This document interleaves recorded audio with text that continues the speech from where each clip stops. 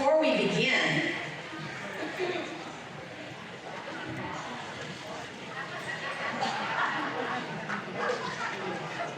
I didn't know if I was brave enough to wear a poop hat on stage, but if anybody doesn't know what I'm wearing, this is the international emoji for poop. This is the poop sign. The reason I'm wearing this is so I can introduce my boss. You may or may not see me at next year's health fair. Our first speaker is Dr. Gregory Jicha, and each year when I introduce Dr. Jicha, it gets a little harder and a little harder because his resume just gets longer and longer, and he does more things and more things. So his passion for ending Alzheimer's is well known, internationally known, so he works real hard, which makes it harder for me to fit everything he does down into a few sentences. So here goes. Dr. Jicha is an associate director at the UK Sanders Brown Center on Aging and is the director of its clinical core. He is the Robert T. and Nyles McGowan Chair in Alzheimer's Research. He is the Vice Chair for Academic Affairs in the Department of Neurology. He is a member of the UK Institutional Review Board, and he was on multiple COVID-19 clinical response and assessment task forces. He works with the Medical Education Program, UK Telehealth, UK Stroke, the Residence Clinic. He has mentored scores and scores of students, interns, residents, fellows. He does it all. He works 24/7 for you guys to make sure that we can end Alzheimer's. And that's why you guys are here too. We thank you so much. Recently, Dr. Jicha was honored as a 2024-25 University Research Professor. He has more research and teaching awards than you can shake a stick at. And today, he is here to talk about your poop. So without further ado, let's get a round of applause for Dr. Jicha.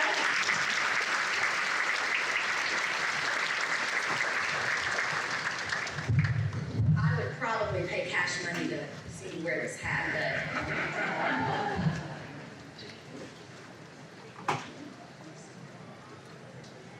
Fantastic. Barbara, you're fired. Not really. What would we do without her?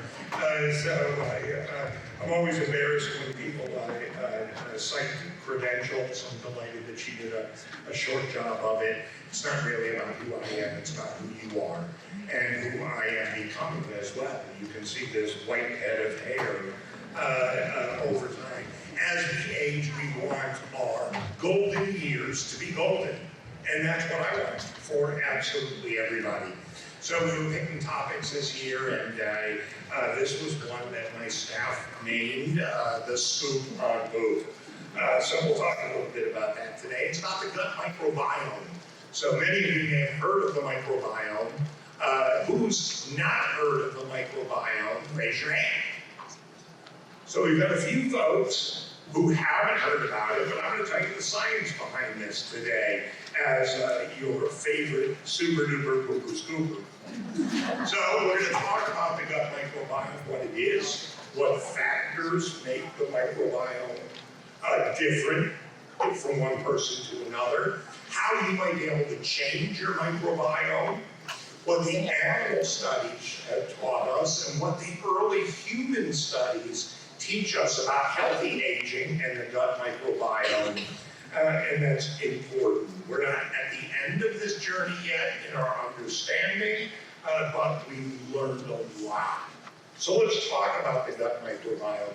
And the gut microbiome is very isolated to the gut. It starts at the mouth and ends at our rectum. And all of the intestines that run through it, and the stomach and the other organs, they're all part of the home to our gut microbiome. Really, really important. So when we think about our food, about 30% is solid matter, and most of this consists of dead bacteria. That is our microbiome that has passed away. And very little is actually leftover food that we're eating. Nearly 100 billion bacteria per gram of wet stool. Is that amazing? So that's why you need to wash your hands after you go to the bathroom. But everybody should know there is a microbiome everywhere. We live in conjunction with germs, viruses, fungus, and the like, and it's different depending on the body part. So we have a microbiome in our skin, we have a microbiome in our eyes, we have a microbiome in our ears, we have a microbiome in our gut. Very, very important, and the bacteria that live in each of those areas is a little bit different. So the gut microbiome receives a lot of attention because our colons are wonderful petri dishes. They really are the right pH, the right temperature, the right amount of nutrients and fluids. They can really grow bacteria well. And if they're growing good bacteria, that's reflected in how well we're doing health-wise. And if we're growing bad bacteria, that may actually be contributing to many of our health-related conditions.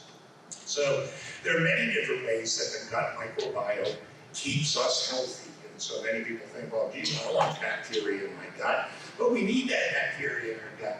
It does some wonderful, wonderful things. It modulates, actually, many of the chemicals that are found in the brain, and we'll talk a little bit about that. It actually protects against pathogens. So those bacteria will eat up nasty things that we may eat. Really, really important. Those bacteria produce a lot of the vitamins that keep us healthy.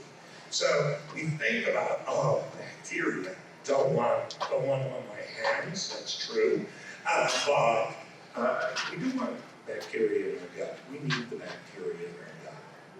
So the microbiome, again, works in different ways. So a lot of the vitamins that we eat come in an unusable form by human beings. And it's only if we have the right bacteria in our gut are those vitamins converted to something that our body can use.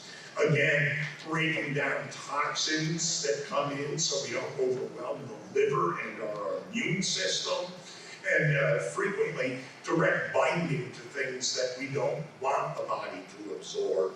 The bacteria will bind it and prevent us from absorbing it, so that's wonderful. But there's also an interplay through many other factors, what we call indirect mechanisms, where the immune response and our stress hormones are mediated, and that's really, really important.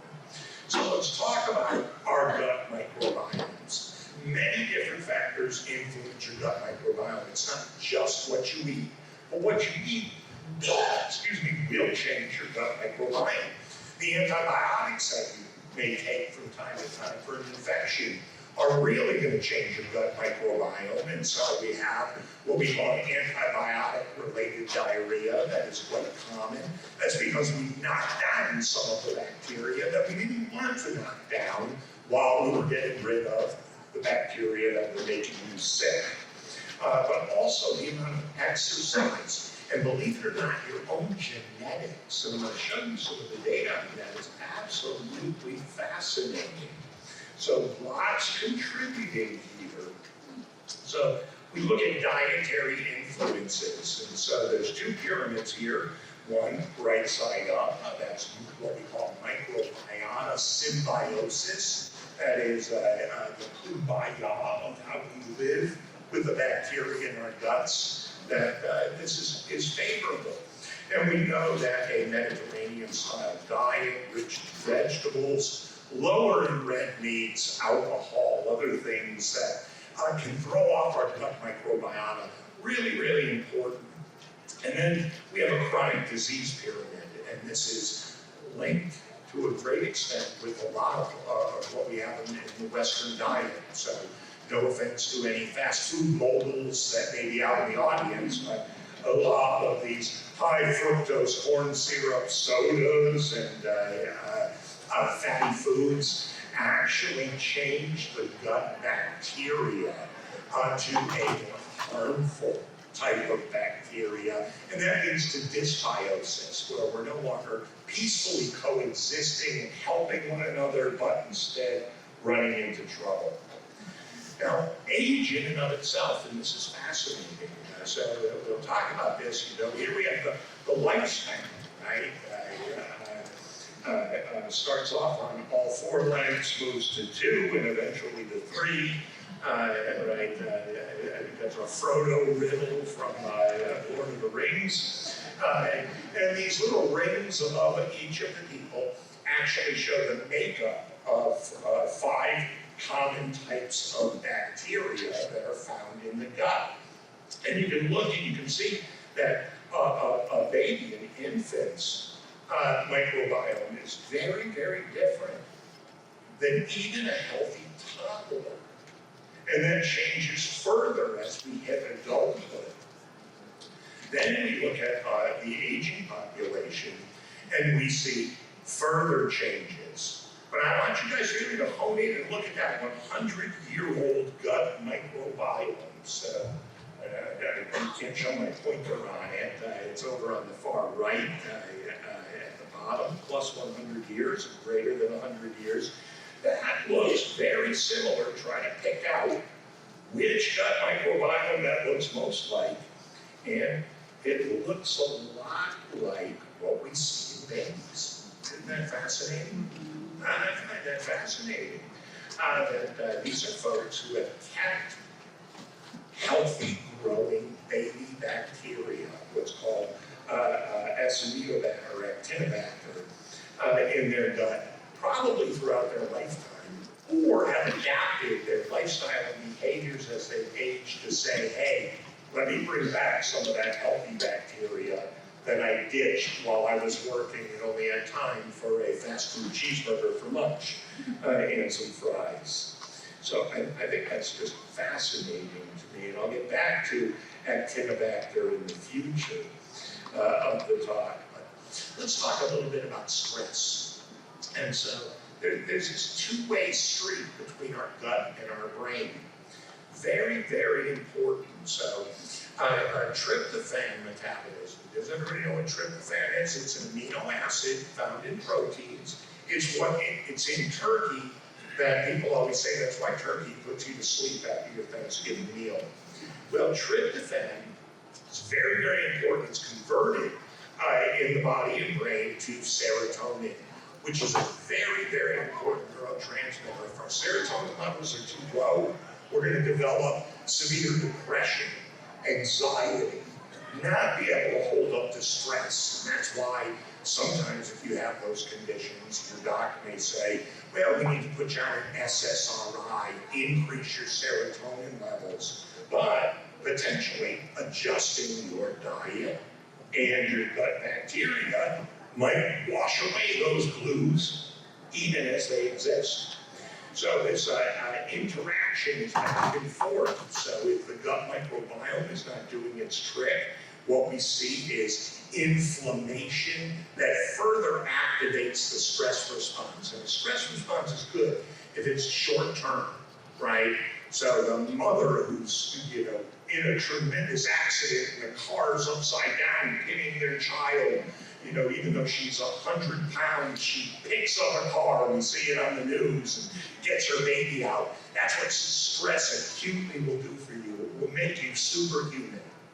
But chronic stress every day, chronic inflammation really begins to destroy not just the body, but the brain itself. Indeed, the areas that make memories that are affected in Alzheimer's disease are intrinsically hit by your stress hormones. If they're high consistently, you will lose nerve cells and develop a memory problem. Really, really important. So your gut microbiome also produce what are called small chain and medium chain fatty acids. These are an excellent fuel source for the brain. Doesn't just rely on glucose or sugar. It uses, unlike any other organ in your body, it can use these small chain fatty acids for health. And we have studies that show that these small and medium chain fatty acids improve memory and thinking in folks that are aging. Very, very important. If you have chronic stress, the production of these small chain and medium chain fatty acids is going to be reduced. So that's the stress in the brain acting on the microbiome itself. And it's a feedback loop. So if you get into the right feedback loop.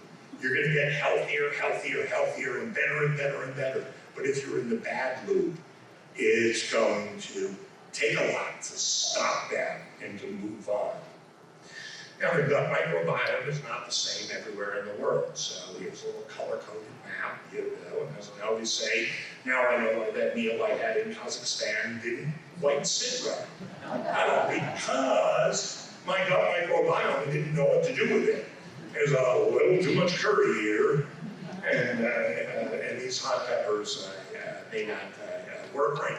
Whereas people from those areas consume that food all the time and do fine. If they came to the US and ate our food, our healthy food, they might be like, oh God, that US food. Stay away from the water, right? As we've heard when we travel to other countries. So a lot of this is environment, but a lot of this is also the genetics. So really, really important. Now, there's a lot we don't know about the gut microbiome. So people have been looking at it. We have a whole human genome mapped. We know what every gene in the human body is and what it does. Well, not all completely, but we know what they all are anyway. But the gut microbiome is so biodiverse that we've only mapped out about 50% of it. There is a big project underway, international project.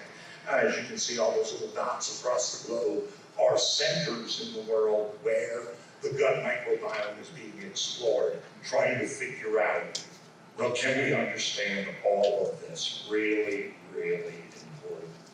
So let's talk about changing your microbiome. So a lot of this work was done in animals, by giving them different probiotics. Probiotics are essentially bacteria in a pig. So I think, it doesn't really say that on the box label when you go into the pharmacy. That this is, would you like your box of bacteria today? Or nobody would buy it, but in essence, that's what it is. Some of those bacteria are healthy, and some of them not. And so this is a study in ferrets, where they looked at different types of bacteria, bifidobacterium, and said if we put a ferret on this probiotic, can we increase those levels in its stool eventually? And it works great. Lactobacillus, that helps us digest milk, that's wonderful. Gives some of us gas, and so that's why many people may drink lactate if they don't have lactobacillus or intolerant of lactose, and even streptococcus as well. We can influence, so both good bacteria and bad bacteria, at least in the ferret. But in humans, it's been a little different, and we haven't quite understood this. So these are graphs trying to change the gut bacteria in humans by giving them 4 different kinds of probiotics, and none of them worked. None of them actually changed the gut bacteria in these studies. And that's really raised some questions as to whether or not we should be buying probiotics, or how do we get them? How do we get them to take? And that's important because there are some things that grow in some gardens and some things that won't grow in other gardens no matter what.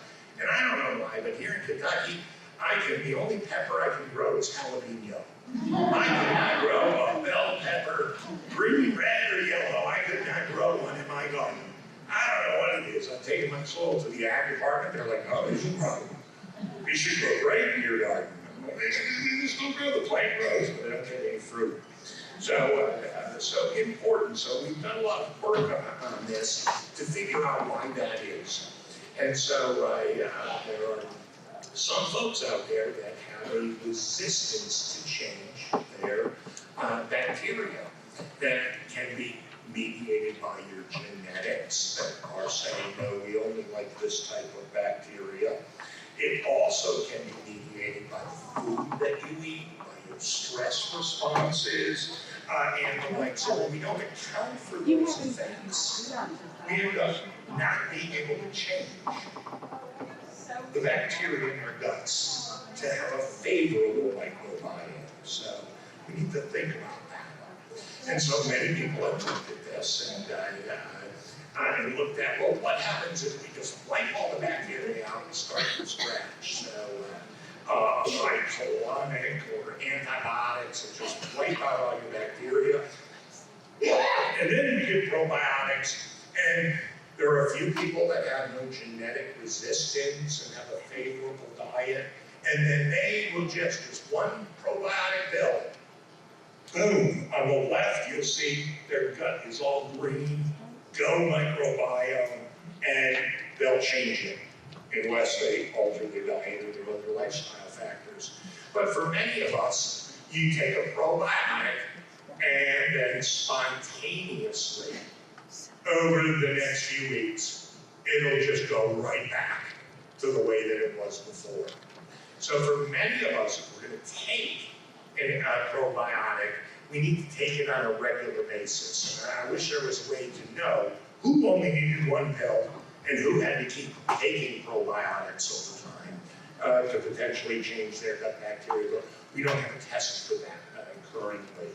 And so my best recommendation is if you would like to try a probiotic, make sure it's okay with your doctor, and try it. But try it every day for a few weeks, and then see, how are you feeling? Is it breaking down and making more vitamins accessible? Do you have a higher energy level? Are you feeling a little bit brighter? Are you doing a little bit better? And if so, my recommendation would be to stay on it. If it's doing nothing, you might have already had good bacteria anyway. And again, hard to know. So for some conditions, they actually do what we call a middle panel, which is an FMT, a fecal material transplant. Anybody ever heard of that before? We use this for ulcerative colitis, Crohn's disease, as a treatment. We'll wipe somebody's gut bacteria out completely and then replace it with a capsule full of the poop of a healthy individual without those disorders. It's true, and it works. It works to reduce the inflammation. It's amazing. Now, a capsule of bacteria doesn't sound all that delightful, but a capsule of somebody else's poop, yeah. So it doesn't dissolve in your mouth. So some of the most cutting edge work, really, I'm always amazed. This comes from Sanders Brown Center on Aging right here. Dr. Steve Estes, who's one of our genetic specialists in the field, nicest guy in the world, too. Absolutely brilliant. Actually was looking at, he has different strains of mice. One strain, in what we call the ApoE4 mice, are prone to develop Alzheimer's-like changes in the brain. And then they're matched, genetically completely identical, except for they do not have that ApoE4.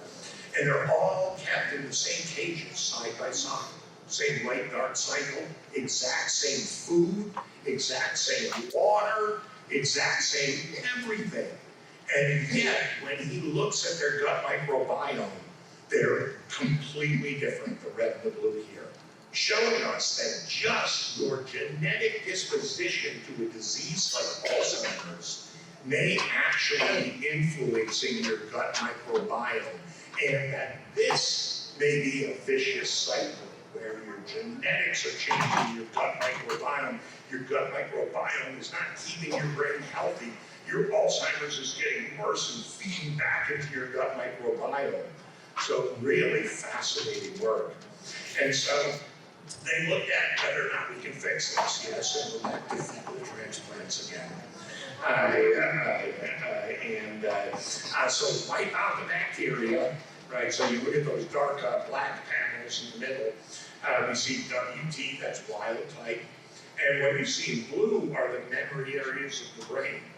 And they're beautiful, there's no Alzheimer pathology there. But then we look at the middle panel, and you see all those green dots? That's Alzheimer plaques building up in those memory areas of the mouse. If we wipe out their gut bacteria, we do nothing for their Alzheimer's, we wipe out their gut bacteria, and we give them fecal transplants from a wild type mouse, it cuts the Alzheimer's in less than half. Really, really powerful. So people, believe it or not, are actually looking at this, whether or not fecal transplants from people who are low risk for Alzheimer's disease might influence Alzheimer's disease in those that are high risk. We're not there yet, but we're looking at it. So let's talk about human studies. And this again is an observational study. So it's looking at the stool from patients with Alzheimer's and from their spouses who presumably eat the same diet, live in the same place, drink the same water, and what you can see is that their gut microbiome is intrinsically different. And one of the areas, right, where we see this is in the actinobacterium. We looked at that before in babies and in those that live to be healthy over the age of 100, they have higher levels of actinobacteria. Well, higher levels are found in non-Alzheimer patients, much lower levels of actinobacteria in patients with Alzheimer's. So fascinating. So what about clinical trials? And so we're looking at this with many others, and this is a great study. It looked as its outcome of memory and thinking in people who were just aging. They didn't have dementia, they didn't have Alzheimer's, they were 60 years or older, and they started them on probiotics. In one group, and the other group got a placebo. And what they found was that Bifidobacterium breve actually improves their memory and thinking. They're normal, but they get even better with this probiotic. It's fascinating. Now, B. breve, Bifidobacterium breve, is actually a species of Actinobacter. So I'm piecing this together for you guys, because you won't find publications saying Actinobacter seems to be where all the arrows are pointing. But I'm telling you, from reading all of the scientific papers out there, this is where all the arrows are pointing in terms of a gut bacteria. So lots of suggested data on this, and there's been a big resurgence over the past several years of interest in this area. It was a little delayed because of the pandemic and the like, but the Chinese government actually and the Chinese National Academy of Science have been looking into this for longer than we've been looking at this in the United States. And they have developed a compound they call GD971. This is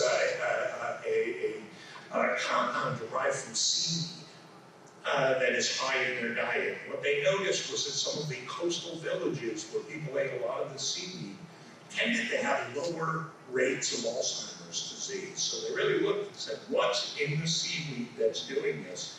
And they found that it was this compound that is altering the gut microbiome. So it's called oligomanate, seaweed derivative, and they've done some preliminary studies that actually show we always see both curves moving upward because of the placebo effect, but placebo in blue we see after 3/4 of a year, 36 weeks, we see their memories start to decline again. So it didn't provide any lasting effect, but it was placebo. In the other group that received the seaweed supplement, changing their microbiome every day, we see continued improvement the longer and longer people are on this compound. So this is a supplement that is being tested further. We don't have, I could not find the final data on the active study out there, but we'll see. So when we think about the gut-brain axis, I don't have all the answers for you. We're in our infancy of understanding this, but the science seems to make sense that our gut is linked to our brain, and our gut health and our brain health are intertwined. Hard to know as of yet when you go to the store to buy a probiotic. Well, you read the box and you're like, well, this, that, and the other, how do I know? And it's just a guess at this point, but I think actinobacteria may be the ideal candidate. All of the animal and human studies really seem to point to this. It's linked not only to early childhood brain development, but also linked to maintaining a healthy brain even past the age of 100. We still don't know which is stronger, the gut or your gut flora, your microbiome, or your genetic disposition. And that's why if you're going to use a probiotic, it's not just a one and done. It's not like our basketball team. You've got to keep it up time and time again. So the work goes on in the field, but that's what we know. That's the scoop on poop. So I think we'll pause there and maybe take one or two questions. Let everybody rest a little bit before I send you off for lunch to adjust your own gut microbiome. Do we have any questions?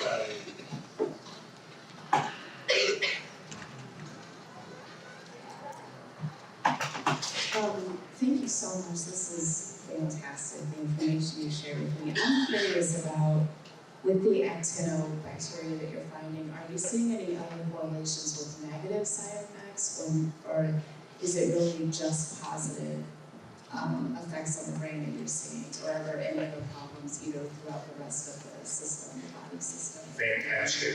So that's a great question. That's even a little bit more generalized in general. When we change the gut microbiome, can we see negative effects? Even if you decided to try to find a probiotic high in actinobacter, could you have side effects from it? And the answer is absolutely yes, for different people.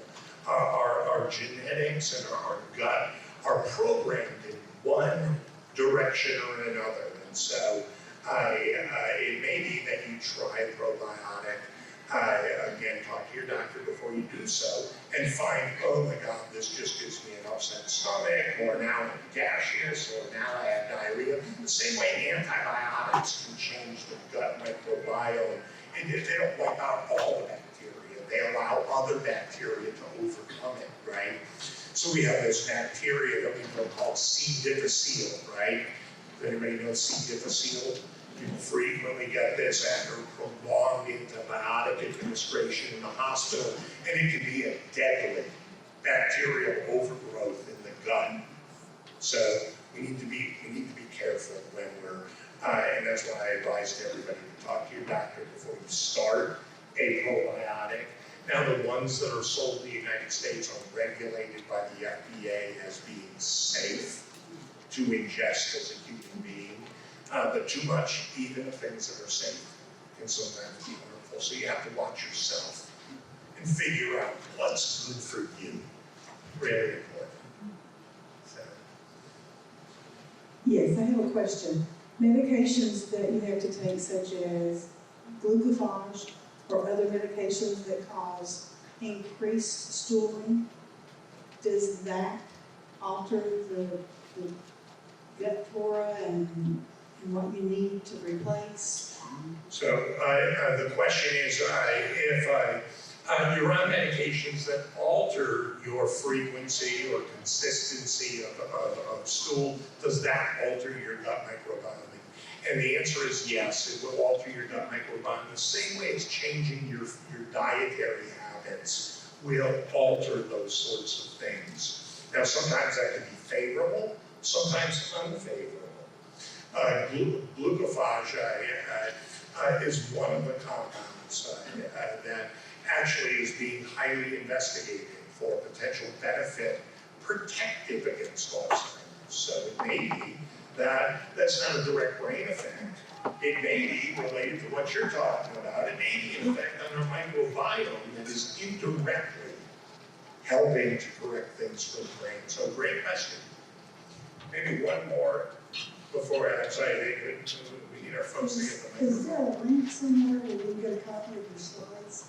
We are recording all the presentations, and we will post we'll post the presentations in video form, as well as the slides, on the website. It may take us a month or two to get up and running, but we'll get them up there for everybody. So with that, I think we should move on. I did want to welcome Beth Wells, who works very closely with us at the center. She's the director of philanthropy for the Center on Aging, and they do a tremendous job helping to promote these types of community events so that we can get the word out, so that we can help folks in the community live healthier, brain healthier lives as they age. So thank you, Beth, for all the work that you do to support us.